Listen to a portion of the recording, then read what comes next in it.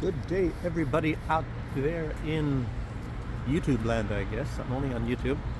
And today's the 18th of May, 2025. It is like, what is it? Maybe 10 in the morning, something like that. And yeah, if you all saw my video yesterday, I was up in an airplane flying over a little part of Belarus over there on the, well, not over there, up there, north of Minsk. Maladichna. So anyway, that was a lot of fun. Maybe I'll do that again. I don't know. I'm not the pilot. I'm not the one that decides. Eugenie, he decides if he asks me again. Good friend of mine, known him since 2021, and yeah, he likes the language of English and likes Americans and thinks he's got a good sense of humor. You know, some things he doesn't like about the culture of Belarus a little bit. You know, people need to loosen up a little bit. I'm sure that's what the sum total of it is, and he's absolutely right. So, but anyway, amazing guy. Like I said, he's really good at repairing everything. Friendly guy, very generous, nice guy. Anyway, he has a computer repair shop, computers, cell phones, does really good business in Baranovichi. Everybody there that needs some sort of technical expertise, they always go to him, including the government, I believe. I don't know. There's government offices there with computers and things too. So, but anyway, let's get to the news here. Some things, you know what we don't hear about. One thing there's some news you don't really hear about so much. One is that they still have these massive forest fires going on in the eastern part of Russia. Huge. It's really huge. You know, you only hear about it if it's in the United States or Israel or someplace like that. But I don't know. They don't even talk so much about that really in Russia. A lot of it was brush fire, but there's a lot of forest fires too. I don't know if they're evacuating areas. I imagine so. It's less sparsely populated, or more sparsely populated over in that part of Russia. So I don't know. Maybe that's why you hear a lot less, unless it's going to be threatening Vladivostok or something like that. So what is some other news that you don't ever hear about? One is that you probably didn't know, but the United States is quite often bombing Somalia now. You never know how many places the United States is bombing, a lot more than what you think. You know, you hear about them when they were bombing Yemen, and suppose that, you know, Donald Trump says, oh, they had enough, so they stopped. And the fact of the matter is the United States had enough. They realized they're just continuing bombing and killing and destroying, and it's not really getting them anywhere. They're not taking any capabilities away from Yemen. Yemen, of course, they've been at war for a longer period of time than that. And it's a lot like, you know, traditionally Russia, where they had a lot of war in their culture, a lot of wars going on. Russia's been attacked many times by world powers, and a lot of times Russia gets down, as you guys know how that goes, and there's a saying in Russia. But anyway, Russia always comes back and basically is triumphant when they really do want to be. And I think there's this expression that says that it takes Russia a long time to get up in the saddle, but when they get in the saddle, they ride hard. So, and even Donald Trump has basically said that you don't go to war against Russia. That's a bad move.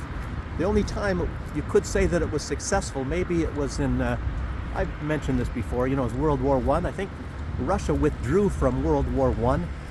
And as a matter of fact, so did Germany at that time. Germany withdrew from that, but it wasn't that much to do with any kind of military might.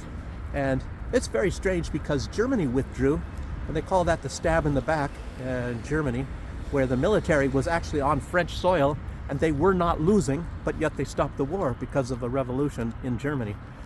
And back in the time in Russia, about the same time, you know, you had the Russian Revolution in 1917, and Germany had sent Vladimir Lenin from Zurich, Switzerland, in that train car.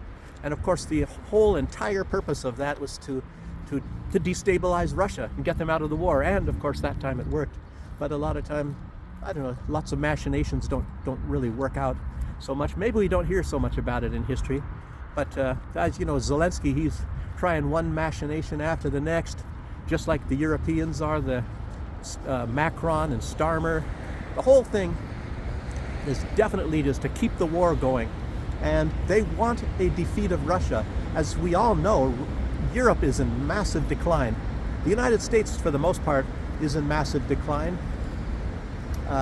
Putin is trying to find his own way how to solve that, but Europe, the way they think they're going to solve it is to somehow get some sort of a defeat against Russia, strategic defeat or anything like that, and then get over there and take over the resources. And I've been mentioning that already before, and one big thing is that Merz, the new leader of Germany, he was a big puppet for BlackRock, the largest and richest corporation on earth.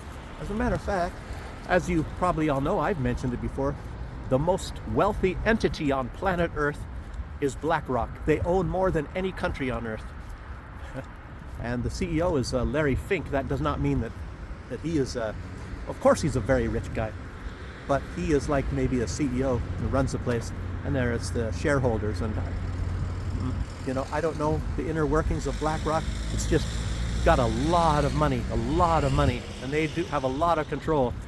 Somehow they're linked with Donald Trump now, so you know, it really makes you wonder if they had a major role in Donald Trump's presidency. But obviously, as we all know, Israel had a major role, and I'm the one that puts that out. I don't know that anybody else really says that, but that is my guess, because from all these sneaky little devils and this establishment people with their machinations and their behind closed doors dealings and stealing of massive amounts of money and gaining power, the only one that would really be possible, and it definitely was not the deep state. The deep state is definitely not behind Donald Trump. But the only entities that would be able to take them on would be BlackRock, which I really doubt it was BlackRock, because they were heavily invested in Ukraine, and Donald Trump wanted to end the war in Ukraine, so that doesn't make any sense. Maybe things have changed now, but obviously it was Israel. Israel is the one that backed Donald Trump, beyond any doubt in my mind. Anyway, because they're the only ones. As a matter of fact, Israel even knows, and they've even come out and said they virtually control the United States government. So what more do you need? Okay, but let's keep going. Okay. But let's see. The U.S. has admitted they bombed Somalia at least 5 times. What's this? Bombing Al-Shabaab. Oh, and the U.S. has said, we're bombing Al-Shabaab. You know how that is. But, oh, we're going, you know, like Israel. Oh, we're going after Hamas. When, in my opinion, very, very honestly, I think the major objective of Israel is to bomb and to kill the children as much as they possibly can, because that's, I mean, it's like know them by their fruits. I mean, it's like if it walks like a duck and quacks like a duck, and it's pretty obvious what's going on. For the most part, children are dying, bombing a lot of children. As a matter of fact, I just saw just before starting this video that they had some big massive bombings last night and killed a lot of children again, of course, like it's normal. If there's no children there, I don't even think Israel bothers bombing unless it's a big real terrorist. Then they will, or somebody that is a terrorist as far as they are concerned. Look at this. Some great flowers and things, but grass. Somebody's gonna have to go through here with a weed eater. I guess it's probably owned, I don't know, by, there's companies inside of here. They all have to probably pitch in. I don't know if it's part of their house maintenance costs. Somebody should complain over there, say, we're paying, and look at that crappy garden out there. Weeds growing up. Okay. Like I said, I've never been over here before. Look at these big high-rise apartment buildings. Incredible. Woo, baby. So, anyway, they'd say they're bombing Al-Shabaab. I mean, they always come up with an excuse, but obviously it's not a very good excuse for Israel, because too many people. Wait till you hear what I don't know, did I write it down? Let me, in case I didn't write it down. Al-Khamenei, the leader, the spiritual leader, not the president, but the spiritual leader, who's actually the more prominent leader in Iran, Khamenei, very much older guy. He had some comments to say, but let me see if I wrote it down here before I get somewhere. I think I did write it down. I remember writing it down, and I don't want to repeat myself. Well, because I don't quite remember exactly his words. I hope I remember this by the end of the video in case I didn't write it down. But okay, what else do we have to say? Douglas McGregor, he's come out and he stated that the Ukraine war has become Trump's war. You know, a lot of people were saying it was Biden's war, and for the most part it was. When he was vice president, he's basically one of the main people behind it, of course. And you know, his investment group, the Rosemont Seneca, and his, I guess his brother, making huge real estate money on there, and Hunter Biden with Burisma and other things, also involved with Rosemont Seneca, and medical research labs. I guess I have to say it that way, or else YouTube will delete me. So, but you know what they were doing, and this was put out by the Russian government, and one general was saying explicitly what they were doing, and guess what? They killed him. Somebody killed him. Imagine that. He was going to work in the morning. So, okay, Kirill, I believe his name was. Okay.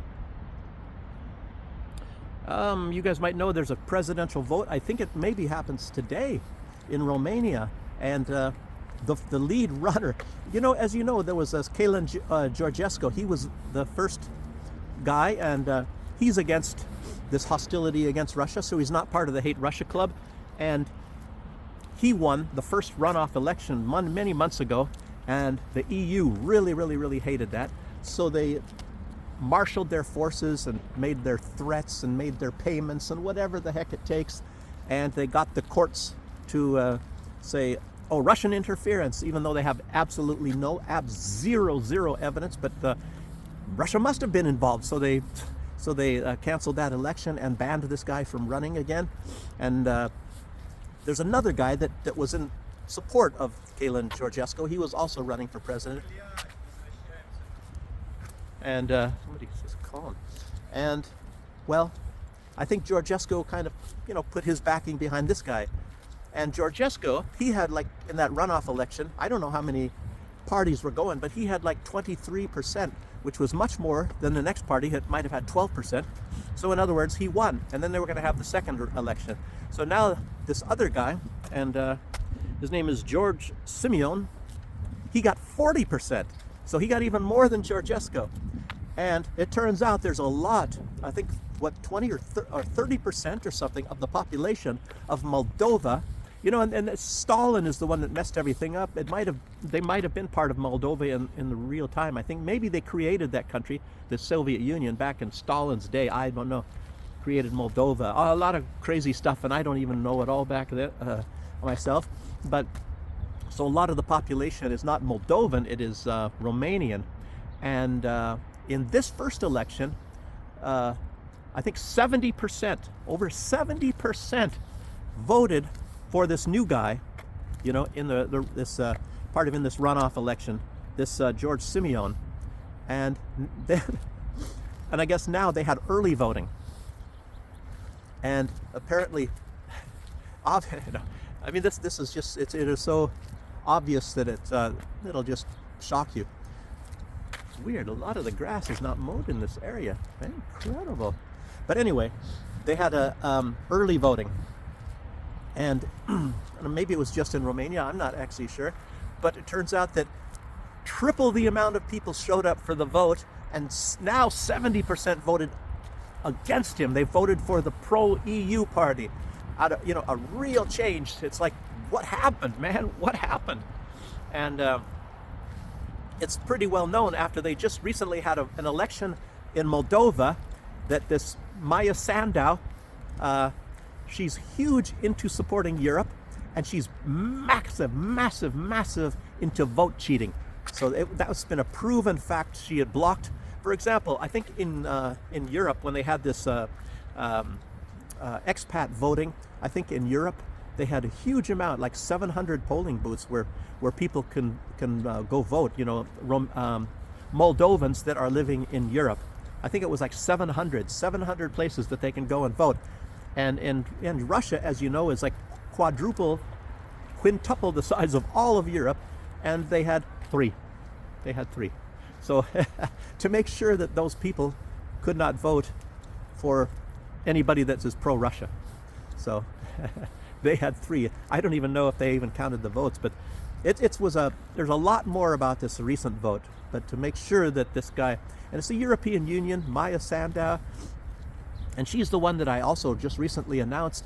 They have these massive changes in the textbooks, massive changes to put a whole bunch of anti-Russia stuff in their textbooks and a lot of people are calling that out because it's so very obvious. I don't even remember what it was, but it's a whole bunch of anti-Russian stuff that they're going to be raising their kids with. It's reminiscent of what they did in Ukraine, with the indoctrination of all the people and turning them all into Nazis, which is exactly what they did. And that's how that works. Is this, I wonder, it says Piva. It looks like they have some different I don't know, I should go in there. Productive. So it's not Piva? Why is there I don't know, maybe they just sell a lot of beer there. Maybe a lot of alcoholics hang out around here sometimes, so I don't have any idea. So, Piva beer, if you don't know. Okay. So, what else? Anyway, the whole objective obviously is to get, as many countries as possible to be hate Russia countries. Hate Russia. And that is, obviously, that is the main objective, if not the only objective. Because as you see, there's a huge amount of people. They're like, I don't know, you'd call them right out of Idiocracy. Right out of that movie Idiocracy, there's people that it doesn't seem like they have more than maybe 5 or 6 brain cells working, and they become the leaders of countries. It's like, what the heck is going on here? But of course, what stands out in all of them, they have a seething hatred of Russia. So the whole objective is, obviously, they destroyed the country, and they want to obviously make up for all their economic mistakes by harvesting probably the resources of Russia, and thinking they can make up for all of at least the economic troubles that they've caused, like letting their pipelines get blown up and all sorts of other things. I mean, the list goes on and on and on, destroying their industries. I'm just guessing, or maybe they just want to really destroy their entire countries, and a lot of people are talking about that. I mean, it's just amazing. Why would you purposely want to destroy your country? And in Russia, they're just shaking their heads why these people are doing this stuff. But that's another topic. Everybody knows. You're looking for the evidence. It's been going on for years, and Germany is in massive decline. I think they even just came out with some other rating, and it's much lower than they said. It's 33% lower what their GDP or something is projected to be in the 2025, like 33% lower, much lower than it already was, which was very bad. So anyway, enough said about that. Maybe it's too boring for most of you. So let's see, Maya Sandow, I already mentioned her. So let's see. Peace talks going on in Ukraine and Russia. And I think it was Medvedev that said this. Well, anyway, it's a big question. Maybe a lot of people are talking about it. But as these peace negotiations are going on, they have the US, the UK, and the EU, all of these countries combined are piling on the sanctions, piling on the threats, everything possible against Russia. Obviously, it's supposed to coerce Russia, and Russia knows this. So many experts, obviously, then Putin knows this as well, and the whole idea is to make them get scared and humiliated and accept heavy losses in the peace process if it even comes about. But it's not. I don't think it's not going to happen that way. It's just not going to happen that way. These people, they don't understand Russia.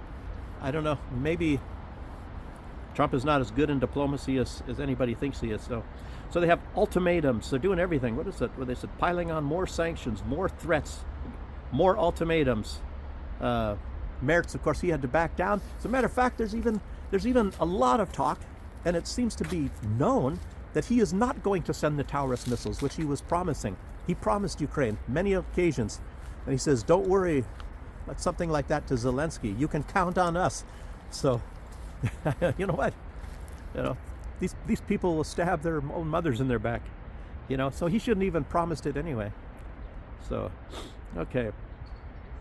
Let's see. But, well, I know a lot of the threats, most of the threats are coming from the United States, of course, and, of course, weapons. They're sending a lot of money still as well. Yeah, but Trump, I think one of his main, what he thinks is his cards, or that he's planning on doing, but I tell you, I don't even know about that, and it seems like, hey, that would work, is secondary sanctions. Trump wants to sanction any country that deals with Russia if Russia does not do as he wants them to do. And I think it's kind of an act by Donald Trump, because he's known for doing these acts too. He's as much of a tricky bastard as the next guy is. So he's acting like he is, you know, making sort of, I don't know, do you call them concessions, or he's agreeing with Russia on a lot of things. And then he turns around and says Russia's, I don't know. Anyway, he's also putting out that like Russia is the one that's not being agreeable, and I don't know. It's, like I said, it's a dog and pony show. It's just a circus. You don't even have to listen to what most of these guys say. A lot of the stuff, even if they do say it, it's not that they even think it themselves. I don't really understand. So, but anyway, secondary sanctions, if you guys don't know what those are, you know, they're, like I said, it's going to be like, if you deal with Russia, then you get sanctioned. And I think Trump was even saying that he's not going to do any business with anybody who, you know, any countries that he puts secondary sanctions on, you know. So if you deal with Russia, you have to steer away from them like they're the plague. And if you do any dealings with Russia, then you get sanctioned by the U.S. So I guess that's what it's all going to be about. You think China's going to go for that? I don't think a lot of countries are. I don't think Russia is even going to go for that. They know what the United States is all about. The United States will stick a knife in your belly faster than anybody else. So, okay. There's another thing that was not in the news. Let me talk about that. I guess there were these huge protests. Yesterday was Saturday, or was today Saturday? Yeah, yesterday. And there were huge protests, pro-Palestine, you know, in other words, probably anti-Israel protests yesterday in London. There were like at least 100,000, maybe hundreds of thousands of people. And it's not even on the news. I don't know. You probably have to go to maybe in TikTok. Maybe they're banning it from TikTok. I don't really know. Hundreds of thousands of people, you know, huge amounts in favor of Palestine and want the war to stop and all that sort of a deal. Stop sending. And you know, there was another guy, some guy graduated from New York University. Somebody put that on one of the channels that I watch. And he gave his speech. He might have been the valedictorian, the guy with the best grades in all of the university. I believe he was at least very high. And his whole thing was about just stopping the aggression against Palestine. And most of the students were standing up and cheering. He got like standing ovations while he was talking. He could practically not even talk because they were given standing ovations for the words that he was putting out. And it looks like they took his diploma away from him. So in other words, as fantastic a job as he did in academics, because he is pro-Palestine and he stated so, they took his diploma away. So in other words, he didn't graduate. Wow, nice guy. I mean, look at this. You have an opinion that the establishment doesn't like in the United States, and they might seek to take everything from you. And they're doing a lot of that sort of thing too, beating up people that are pro-Palestine. It's incredible. You know, the power of Israel to control your mind, to make you think what they want you to think. They control the politicians control the executive, which means the police. Oh, incredible. That is absolutely incredible, to do dastardly things. So you either have to say nothing whatsoever, or you have to support Israel, or else you're not. I mean, it used to be the threat of being called an anti-Semite, but you know, nobody hears that anymore because it's worn off. But they just go after you. Incredible. So, okay. Here's what I was going to be talking about. The spiritual leader of Iran. He was mentioning Trump's hypocrisy. So it was about Trump. As Trump threatens Iran's non-existent, He didn't say that. I say that. But it's just the threats from Donald Trump. But it's a non-existent nuclear program. And, you better stop trying to make nuclear bombs. It's like, you better be able to prove a negative. You have to prove that, I don't know, they should come up with that.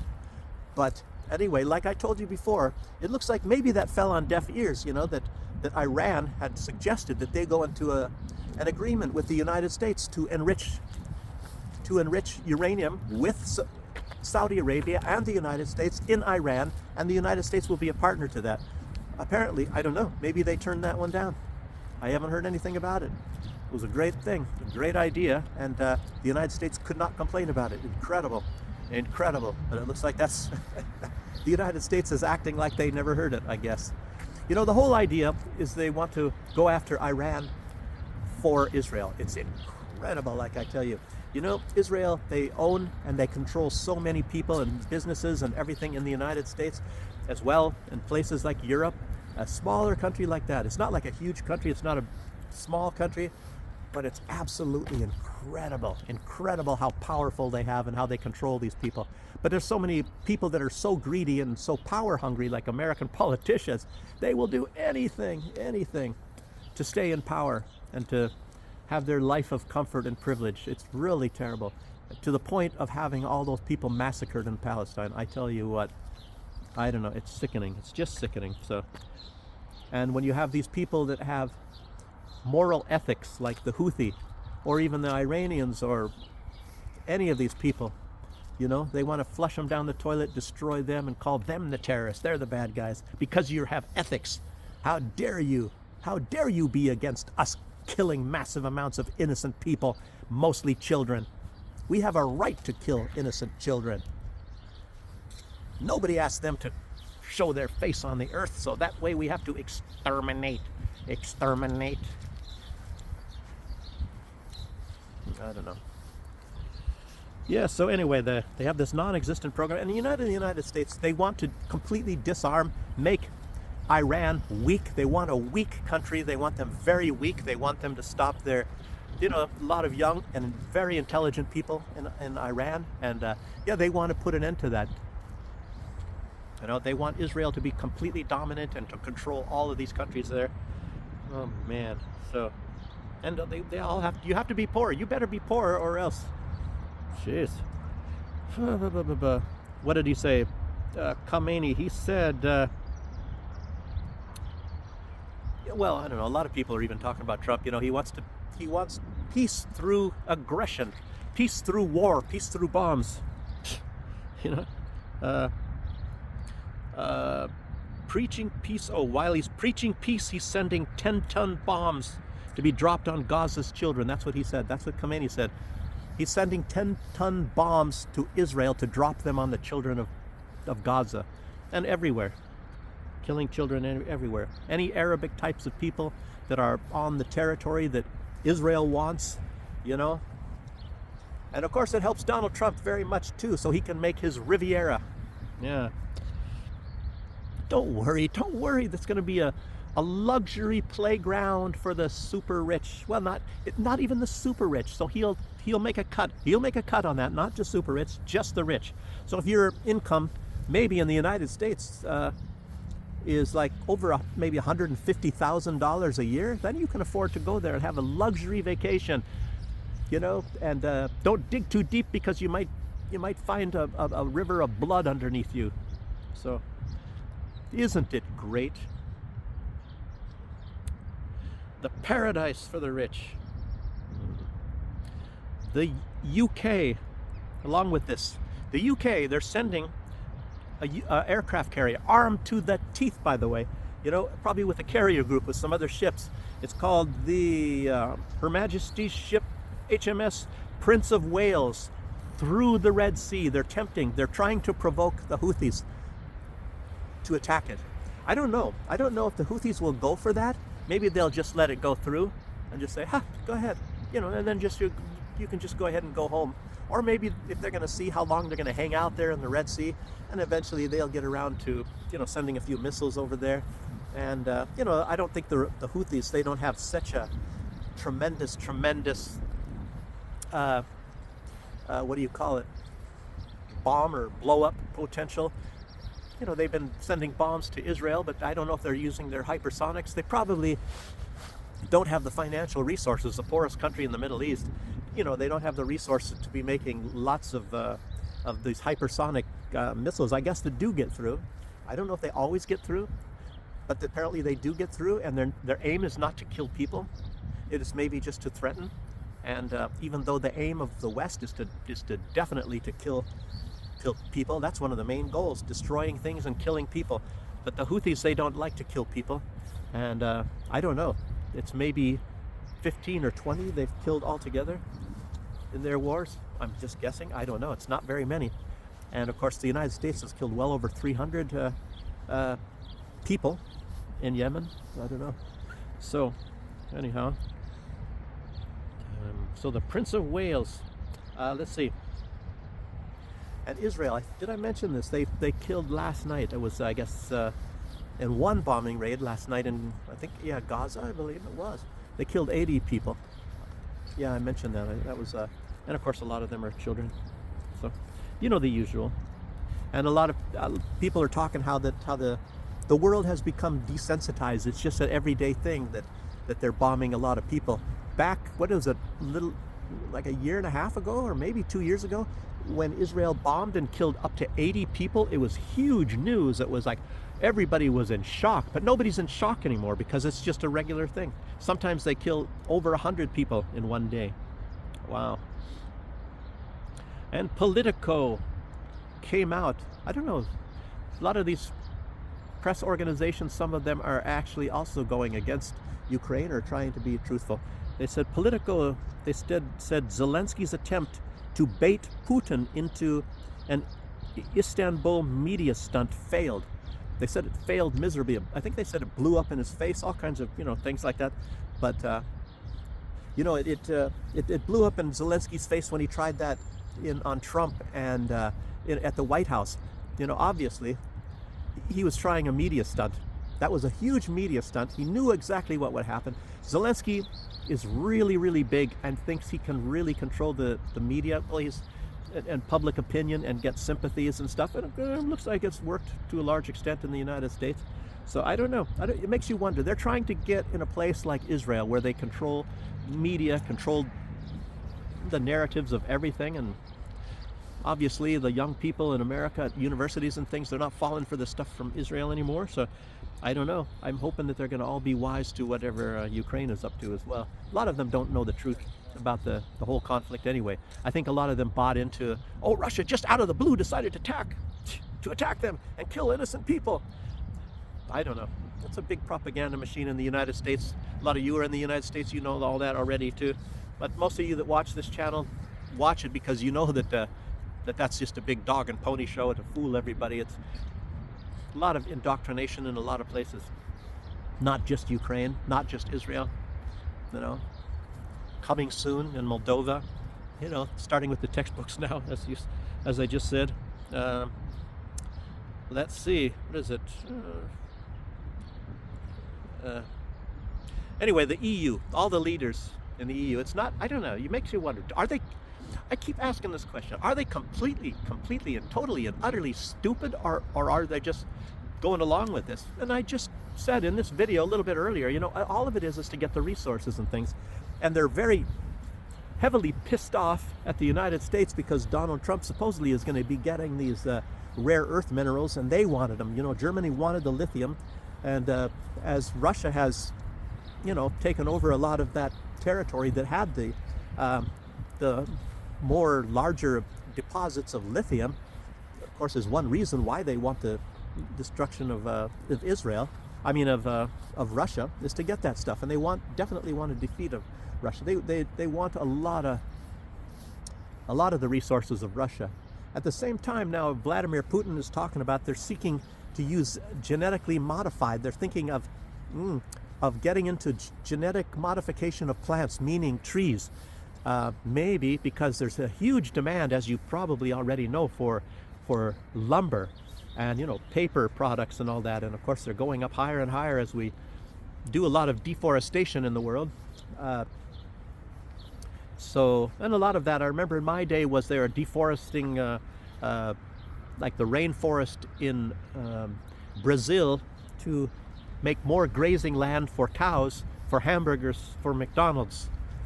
I don't know. And Bill Gates, of course, he bought up a lot of farmland in the United States, and I don't think he's even putting cattle on there. You know, he's a big beef addict, so he wants his supply of beef, but he wants all the rest of us to be eating lab meat, of course. You know, and they're still really, really moving into that. And oh, the world has got some really crazy stuff coming. We got to just keep our eyes open, and I'll try to keep reporting to all of you guys that that watch this on things that I hear. Wow, of the craziness. And of course, Bill Gates, he's one of the big leaders of that. I don't know. Soros, Alexander Soros, George, I don't know, what is George Soros, 100 years old now? He's probably not going to be around that much longer. And I think that's one reason why Klaus Schwab, we will penetrate the carbon, it's, oh, shut up and eat the bugs. We'll make some fake meat with bugs and you will eat the bugs. While the rest of us rich people, we get our beef. Things like that. So he, what did he retire? I don't, if he retired. Now I guess they're going after him for some sort of corruption stuff. You guys have probably heard that. Nothing new anyway. He's got so much money. A lot of them do. He's not one of the super, super, super rich, but he's very rich too. So I don't think anything's going to happen to him. Nothing's going to happen to you. I doubt it. But, you know, I'm just talking like I was just saying, in EU, they're going to continue to support Elensky and probably play their games as well. All these guys are just a bunch of liars that play a bunch of games. You know, that's what's refreshing about living over here. You know, you got like Lukashenko, who doesn't really ever play any games. He's pretty much straightforward. When he has his things that he stands up for, that he believes in, he stays with it. He doesn't play any games in the media acting like he's supporting the other side or agreeing with whatever. You know, of course, he tries to have decent relations with all politicians and all, but a lot of them turn against him. As you know, Poland, they want a big portion of Belarus, and luckily, and of course, Russia knows this, so that's why they're helping as well. And Belarus has to stay good friends with Russia.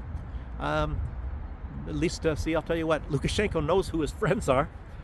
And Putin does not demand, I don't think he even wants Belarus to get involved in this war in Ukraine. I think he basically tells Lukashenko, you stay out. Lukashenko doesn't want to get involved in it either. Lukashenko is probably the biggest anti-war leader on planet Earth, but do you think he's going to get a Nobel Peace Prize? He's even against the pollution, the massive pollution that wars cost. He says that's the worst thing for the environment are wars. It's strange that no other politician ever mentions that. All these people are for their global warming and blah, blah, blah, all of this stuff. CO2, but they never mention anything about war. They're all for war. They're all pro-war. They were all pro when they blew up the pipelines, the Nord Stream pipelines, which was the biggest release of greenhouse gases than any event in world history. It's far more than any volcano, but yet no mention of that. I think even Greta Thunberg, she's very much probably in favor of that. Probably never said a thing. I don't know. Bunch of duplicitous people. You don't know what the heck is going on. That's what I'm saying. You know, you watch this video, maybe a lot of other people. Jimmy Dore is a very good one. You know, people that will tell you the truth and urge you to think for yourself. And most of the time it's just like pointing out some of these things that happen that, of course, pay no attention to that man behind the curtain. You know, the people in the mainstream media, they don't want you to pay attention to that man. You know, they want you to say, look over here, this is what the true story is, this is more important, that's not important, this is important. All this.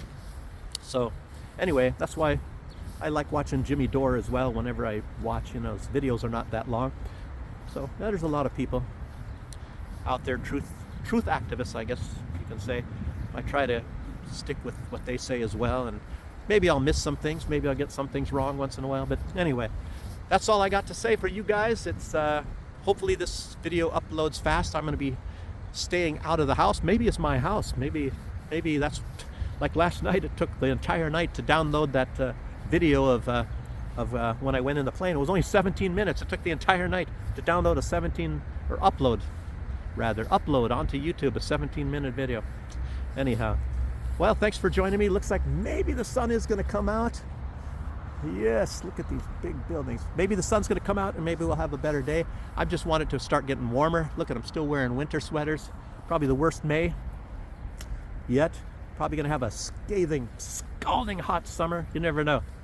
So, again, thanks for joining me, and I'll see you guys on the next one. Bye-bye.